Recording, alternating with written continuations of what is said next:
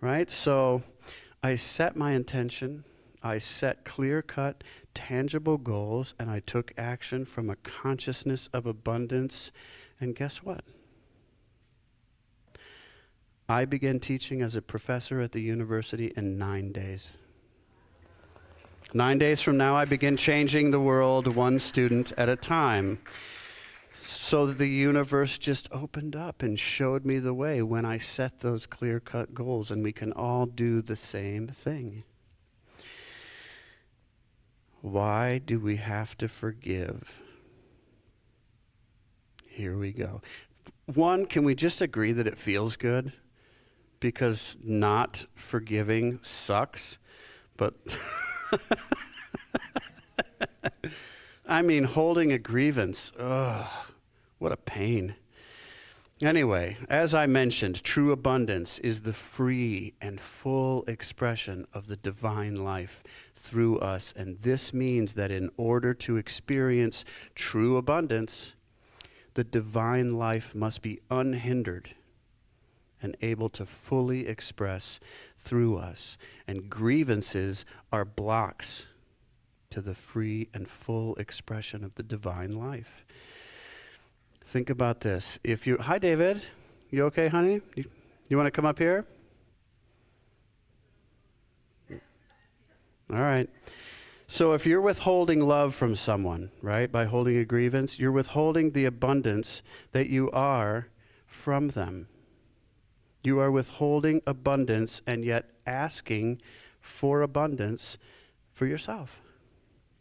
You're saying that part of the expression of spirit doesn't deserve abundance, but another part, you, does. This does not work. This is trying to work outside of oneness. And if you're working outside of oneness, then you can't appeal to oneness for special treatment, right? Forgiving others and forgiving yourselves says that you understand that what you have been freely given, love, peace, joy, harmony, wisdom, compassion, abundance, prosperity, health, you are also willing to give. So that according to the law of circulation, how you give is directly related to how you receive. So do you give freely and fully? Many years ago, there lived a man who was capable of loving and forgiving everyone he came across. And because of this, God sent an angel to him, and the angel said, God asked me to come and visit you and tell you that he wishes to reward you for your goodness. You may have any gift you wish for. Would you like the gift of healing? Certainly not, said the man. I would prefer God to choose those who should be healed. And what about leading sinners back to the path of truth? This is a Christian story. That's a job for angels like you. I don't want to be venerated by anyone or to serve as a permanent example. Look, said the angel, I can't go back to heaven without having given you a miracle. If you don't choose, I'll have to choose for you. So the man thought for a moment and said, all right, I would like good to be done through me, but without anyone noticing, not even me. So the angel arranged for the man's shadow to have the power of healing, but only when the sun was shining on the man's face. And in this way, wherever he went, the sick were healed, the earth grew fertile again, and sad people rediscovered happiness. The man traveled the earth for many years, oblivious of the miracles he was working, because when he was facing the sun, his shadow was always behind him. And in this way, he was able to live and die unaware of his own holiness. Now, in more metaphysical words, a person walking in the light spreads the miracles of life everywhere they go. and they don't do it for their own gain. It's just a byproduct of living in the light. Living in the light is abundance. There is no lack in that kind of life. And to live in the light, we need to give up our grievances toward others and toward ourselves. And just as we talked about last week, be in love. So finally, why do we have to seek, discover, and follow our divine purpose? I'm going to tell another story real quick. So there's this father, and he's working in his study. He's very, very busy. This might sound familiar to you, David.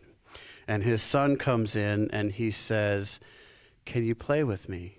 And the father's like, I'm super busy. And he looks over, and he sees this newspaper, and there's a picture of the earth. And he cuts out the picture of the earth, and then he cuts that picture into tiny little pieces, and he gives it to his son, and he said, "Go, here's some tape, put this picture of the earth together. By the time you're done with this, I should be done in here." I was just, a little boy. He didn't know what the earth looked like. This should have bought this man some time, but within 15 minutes, here comes this little boy walking back in, and he's got the picture all taped up, and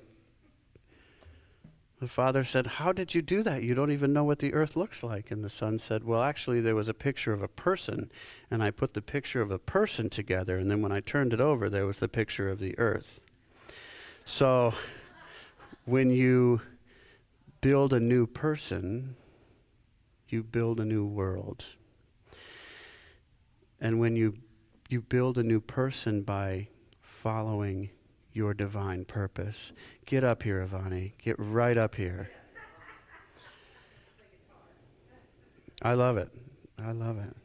Come on up. So finding your purpose is not just about achieving a goal.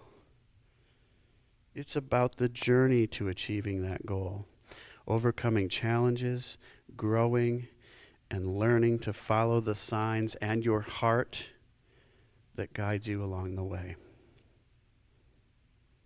You're never alone on your path, right? Your intuition is always with you.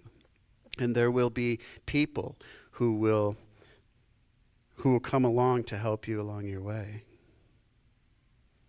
You will not have to make your entire journey on your own, but you will have to be the one who commits to following the path wherever it leads, who makes the choices, and who remains aware and open to that divine purpose. Your purpose will not be just for you. It will contribute to something greater. And when you align with your purpose, you are in harmony with the universe. In seeking for your divine purpose, you seek for yourself. In discovering your purpose, you discover yourself. In following your purpose, you are open to the free and full expression of the divine life. And remember, true abundance, including prosperity of all kinds, is the free and full expression of the divine life. So we tithe, we set clear-cut, tangible goals to get where we want to go. We forgive others, we forgive ourselves, and we look within, we listen within, we look outside of ourselves for the signs, we follow our heart, and we follow our divine purpose. And that is how we achieve prosperity. Simple. I want to tell one more quick story about the consciousness of abundance. I was, and I've told some of you this story already, I was hiking with David recently. I'm the king of metaphorical dad stuff. It was the day before he went back to school, and I'm like, let's go climb the mountain. Right. And then I got to tell him when we didn't get to the top of the mountain, hey, sometimes you don't make it on the first time, and you just keep trying, buddy.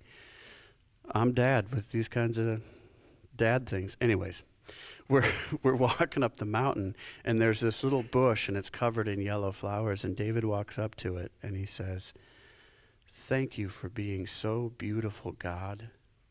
It's like you really know me because I love the color yellow, even though you're covered with bees." Do you remember that? Yeah, you remember that. When you look out at the world and you see that it's for you, what a beautiful day it is for me. What a beautiful blue sky it is for me. Look at this treasure that I have. Look at this prosperity that I have. I wouldn't change this for anything. Look at my beautiful boy and my beautiful wife at home, and my best friend and my brothers who I love so much, and all of you. Look at this, all here for me. Beautiful. This is the consciousness of abundance. Look out on the world and say, thank you, God. Thank you, God, for coming here today and listening to me. Thank you, God, for being online and watching.